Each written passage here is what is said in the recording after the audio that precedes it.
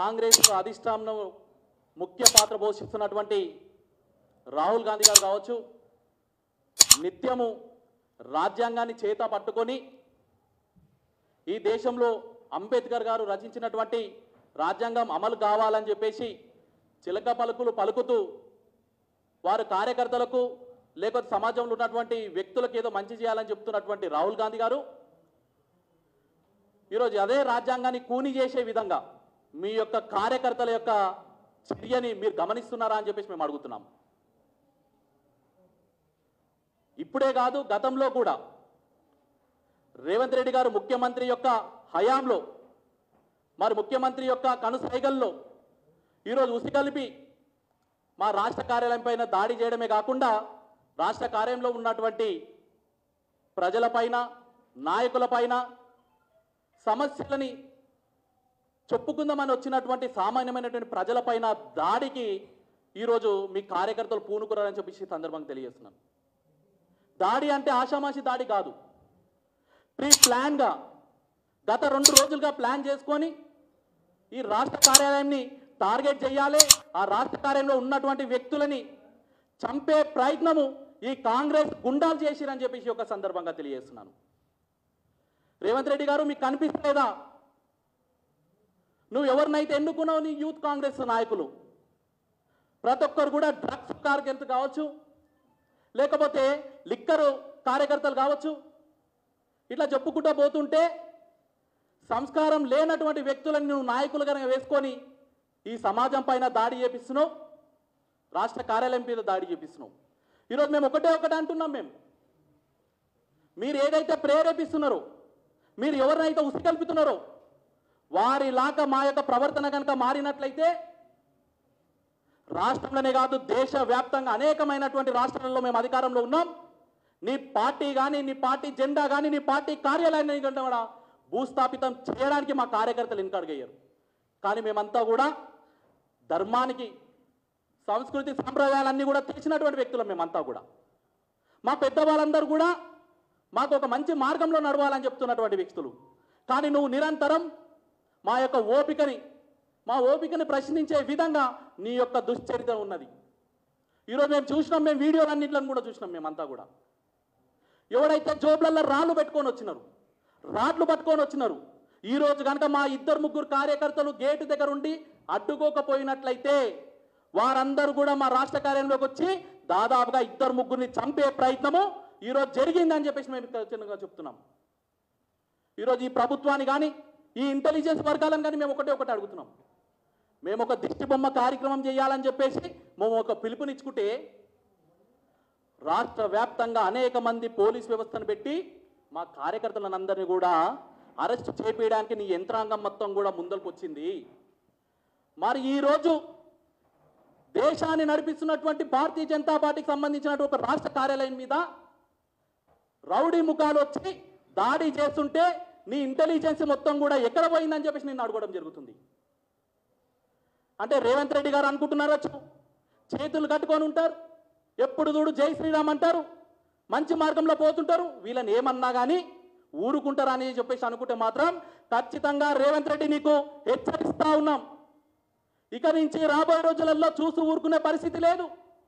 ఖచ్చితంగా నీ ప్రభుత్వం ఏదైతే దొంగదారిన పోతుందో, నువ్వు ఎవరినైతే రౌడీ ముఖాలని, డ్రగ్స్ అడిక్ట్ అయినటువంటి వ్యక్తులని, డ్రింకర్స్ని ఎవరినైతే నీ పార్టీ కార్యకర్తలుగా వేసుకున్నావో వాళ్ళందరినీ కూడా రోడ్ల మీద బట్టలిప్పి ఉరికిచ్చి ప్రతి కార్యకర్త కొట్టకపోతే అడగండి అని చెప్పేసి ఒక సందర్భంగా అడుగుతున్నాం. మేమంతా కూడా ఈరోజు మేమందరం కూడా మా పార్టీ కార్యాలయం మీద దాడి జరిగిందని చెప్పేసి మా ప్రభారి, మా ప్రధాన కార్యదర్శి కాసం వెంకటేశ్వర్లన్న కావచ్చు, మా ఓబీసీ మోర్చా అధ్యక్షులు కావచ్చు, వారందరి మీద దాడి చేస్తే దానికి నిరసనగా మేము కార్యక్రమానికి వెళ్తుంటే పోలీసులు దాదాపుగా 300 మంది వచ్చి యువమోర్చా కార్యకర్తలను కూడా అడ్డుకునే ప్రయత్నం, లాఠీ చార్జులు చేసే ప్రయత్నం, మమ్మల్ని అందరూ కూడా ఎక్కడ పడితే అక్కడ ఈడ్చి పాడేసినారు. నేను ఈరోజు పోలీస్ వ్యవస్థను అడుగుతున్నాం. మేము ఈ డీజీపీని కానీ, డీసీపీని కానీ, ఇక్కడ ఉన్నటువంటి ఎవరైతే ఏసీపీ గారు ఉన్నారో వారందరినీ కూడా మేము ఒకటే అడుగుతున్నాం. అక్కడి నుంచి దాడి చేయడానికి కట్టెలు పట్టుకొని వస్తుంటే వాళ్ళకి ఎస్కాట్ ఇచ్చి చోద్యం చూసినటువంటి చరిత్ర మీది. కాబట్టి ప్రభుత్వాలు అనేది మారుతూ ఉంటాయి, వస్తూ ఉంటాయి, పోతూ ఉంటాయి. గతంలో కూడా కేసీఆర్ ఎవరైతే ఉన్నారో టీఆర్ఎస్ ప్రభుత్వం కూడా ఇటువంటి దాడులకే పాల్పడ్డది. ఈరోజు వాళ్ళ ఇంటికి పరిమితమైనారు. ఇప్పుడు 5 ఏళ్ల పాటో 4 ఏళ్ల పాటో 3 ఏళ్ల పాటో కాంగ్రెస్ ప్రభుత్వం పాలిస్తవచ్చు, కానీ రాబోయే రోజులలో భారతీయ జనతా పార్టీ ఖచ్చితంగా ఉంటుంది. ఈరోజు ఎవడైతే దాడి చేసిన వాళ్ళని ఎవరిని కూడా వదిలిపెట్టే ప్రసక్తే లేదు. ఏ అధికారి అయితే అలాంటి మూకలకు మద్దతు తెలిపిరో వాళ్ళందరూ కూడా ఖచ్చితంగా మేము ఏరి పట్టుకొని వారి మీద మేము యాక్షన్ తీసుకోవడానికి వెనకడుగేయమని చెప్పేసి ఒక సందర్భంగా తెలియజేస్తున్నాను. ఈరోజు మమ్మల్ని మేము అరెస్ట్ కాగానే తీసుకుపోయి 3-4 పోలీస్ స్టేషన్లు పెట్టి ఇక్కడికి రానియకుండా అడ్డుకునే పరిస్థితి పోలీస్ వ్యవస్థ చేసింది. అరే మా వాయిస్ని, మాకు జరిగినటువంటి అన్యాయాన్ని మేము మీడియా సమక్షంలో మేము చెప్పుకుంటామంటే పోలీస్ వ్యవస్థ ఈరోజు నా కారులో ఒక 3 పోలీసులను పెట్టి సెక్యూరిటీగా ఇచ్చి మా మీద పెట్టి పంపించడం జరుగుతుంది.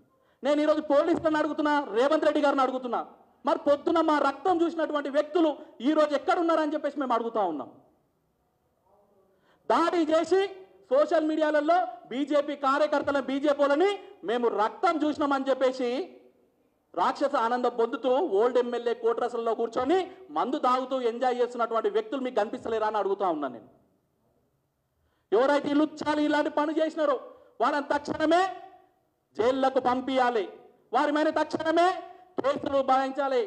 వారిని తక్షణమే ఏదైతే హత్యా ప్రయత్నం చేసిరో వాళ్ళందరినీ కూడా ఎప్పుడైతే నువ్వు జైల్లోకి పంపిస్తావో అప్పుడే నీ యొక్క నిజాయితీ అనేది బయటపడుతుంది. లేకపోతే రేవంత్ రెడ్డి ఇక్కడి నుంచే నువ్వు నాంది పలికినావు, ఈ యొక్క దాడులకు నువ్వు నాంది పలికినావు. మా ప్రతి కార్యకర్త రోడ్ల మీద కనుక వెళ్ళినట్లయితే ఎక్కడ కూడా నీ యొక్క మినిస్టర్లు తిరగరు, ఎక్కడ కూడా నీ ఎమ్మెల్యేలు తిరగరు, ఎక్కడ కూడా నీ కార్యకర్తలు కూడా తిరగరు. ఎందుకంటే నికాసైనటువంటి దేశభక్తి కలిగినటువంటి కార్యకర్తలు మేమంతా కూడా. ఈరోజు ఎవరైతే ధర్నాలో నిరసన తెలిపినామో మేమంతా కూడా బీర్లకో బిర్యానీలకో నువ్వు వేసే ముష్టి దాంట్లోకి వచ్చినటువంటి వ్యక్తులు ఎవరు కూడా కారు. ఇక్కడ అంతా కూడా అందరు కూడా ధర్మం కోసం, దేశం కోసం, ఈ దేశం యొక్క భవిష్యత్ కోసం కొట్లాడే వ్యక్తులు, రాజకీయంగా ఒక మంచి భవిష్యత్తు ఆలోచించుకుంటూ పోతున్నటువంటి వ్యక్తులు. కానీ నీ దగ్గర ఉన్నటువంటి కార్యకర్తలు ఎవరు అనేది నువ్వు ఆలోచించుకో ఒకసారి. ఈరోజు చెప్తున్నాం, నీ కార్యకర్తలు ఎవరైతే ఎన్నికల కార్యకర్తల నాయకులు ఉన్నారో ఒక్కసారి వాళ్ళందరినీ కూడా తీసుకువెళ్ళి మాదక ద్రవ్యాలకు డ్రగ్స్ సంబంధించినటువంటి పరీక్షలు కనుక చేసినట్లయితే ప్రతి ఒక్కడు కూడా డ్రగ్స్ సేకరించే వ్యక్తి, పొద్దున్న లేసే తాగి రోడ్ల మీద రౌడీజం చేసే వ్యక్తులే, పొద్దున్న లేసే ఎవరిని ఎక్కడ బ్లాక్మెయిల్ చేయాలన్నటువంటి వ్యక్తులు, పొద్దున్న లేసే ప్రభుత్వంలో పైరేట్ చేసుకొని పైసలు సంపాదించుకునేటువంటి వ్యక్తులు. అలాంటి వ్యక్తులన్నీ నువ్వు ఎంకరేజ్ చేసే ఎట్టి పరిస్థితిలో చూస్తూ ఊరుకో. ఇప్పుడే పిసిసి వారి అధ్యక్షులు, పిసిసి ఎవరైతే అధ్యక్షులు ఉన్నారో వాళ్ళు ప్రెస్ మీట్ ఏర్పాటు చేసి వాళ్ళు కూడా వ్యతిరేకించారంటే ఆ కార్యకర్తల యొక్క మానసిక స్థితి ఏ విధంగా ఉందో మీరు సీఎం రేవంత్ రెడ్డి గారు ఒకసారి ఆలోచించాలి. మీ పిసిసి అధ్యక్షుడే కదా పెట్టి ఇలాంటి దుశ్చర్య చెయ్యొద్దు, మా కార్యకర్తలు చేసింది తప్పే అని చెప్పేసి వాళ్ళు మీడియా ముఖంగా అనుకుంటున్నప్పుడు వాళ్ళని ఎట్టి పరిస్థితుల్లో మీ పార్టీలో కొనసాగింపజేయొద్దు, ఎట్టి పరిస్థితుల్లో వాళ్ళు బయట తిరగనివ్వద్దు. ఒకరు మీకు మీడియా సమక్షంలో చెప్తా ఉన్నాం మేమంతా కూడా. ఈరోజు ఎవరైతే దాడికి నిర్వహించారో వారి పేర్లు కానీ అవన్నీ కూడా మేము డేటా తీయడం జరుగుతుంది. ఒకడేమో పబ్బును మెయింటైన్ చేస్తాడు, ఒకడేమో క్లబ్ను మెయింటైన్ చేస్తాడు. ఒకడు ఈరోజు మీడియా సమక్షంలో చెప్తున్నాను, రేవంత్ రెడ్డి గారు నీ పోలీస్ ప్రొటెక్షన్ ఇచ్చి ఓల్డ్ ఎమ్మెల్యే కోట్రతో పంపిస్తే 2-3 అపార్ట్మెంట్లలో నీ యూత్ కాంగ్రెస్ కార్యకర్తలంతా కూడా తాగి తందనాలు ఆడుతూ విచ్చలవిడిగా తిరుగుతున్నటువంటి వ్యక్తులంతా కూడా ఈ సమాజానికి ప్రమాదకరం. కాబట్టి ఇప్పటికైనా దీనికి అడ్డుకట్ట వేయి.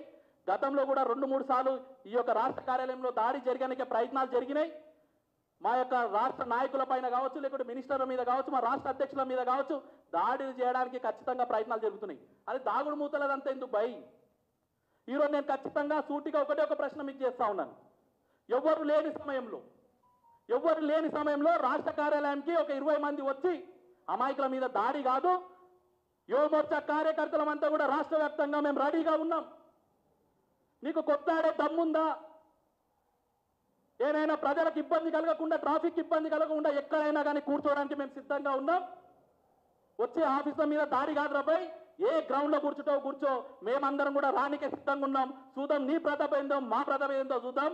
మా యువమోర్చా కార్యకర్తలంతా కూడా జై శ్రీరామ్ అంటూ ఆ కండువ పట్టుకొని వచ్చినటువంటి ప్రతి ఒక్కరు కూడా ఒక్కొక్కరు 100 మందికి సమాధానం చెప్పే అంతవరకు కూడా వెనకడిగయ్యారు.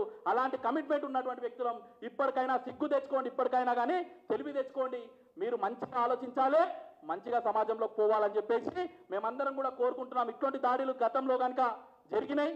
ఫ్యూచర్లో కనుక జరిగినట్లయితే మీ మీద మేము ఎంత దూరమైన పోనీకే మేము సిద్ధంగా ఉన్నాం. కాంగ్రెస్ పార్టీ ఏదైతే చేసినటువంటి దుశ్చర్యకు మేమందరం కూడా శాంతియుతంగా ఈరోజు సమాధానం చెప్పడం జరిగింది.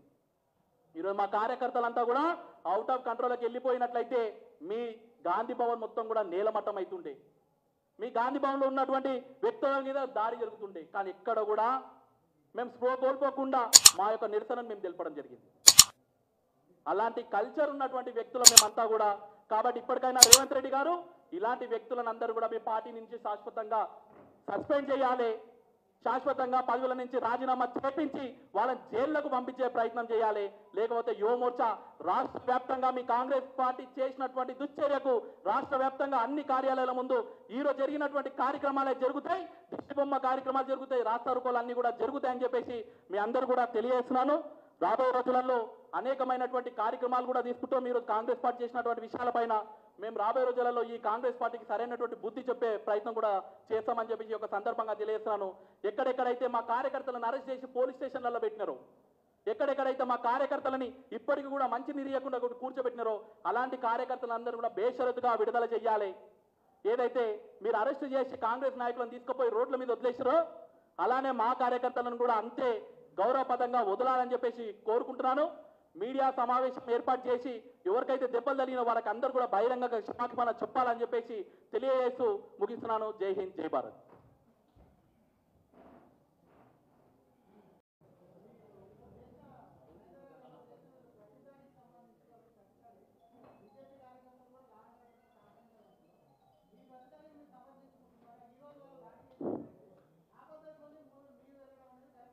ఈరోజు మొదటి దాడి కాదన్న, ఇదంతా కూడా భారతీయ జనతా పార్టీ మీకు కూడా తెలుసు. భారతీయ జనతా పార్టీ పైన చేసినటువంటి దాడి మొదటి దాడి కాదు. గతంలో మా భానుప్రకాష్ అన్న గారు అధ్యక్షులుగా ఉన్నప్పుడు ఒకసారి దాడి జరిగింది. నేను అధ్యక్షుని అయిన తర్వాత 2-3 సార్లు దాడి జరిగింది, అది మీ అందరూ కూడా తెలుసు. మేము మా అంతలో మేము లాండ్ ఆర్డర్ని మేము చెడగొట్టే ప్రయత్నం ఎక్కడ కూడా చేయలేదు.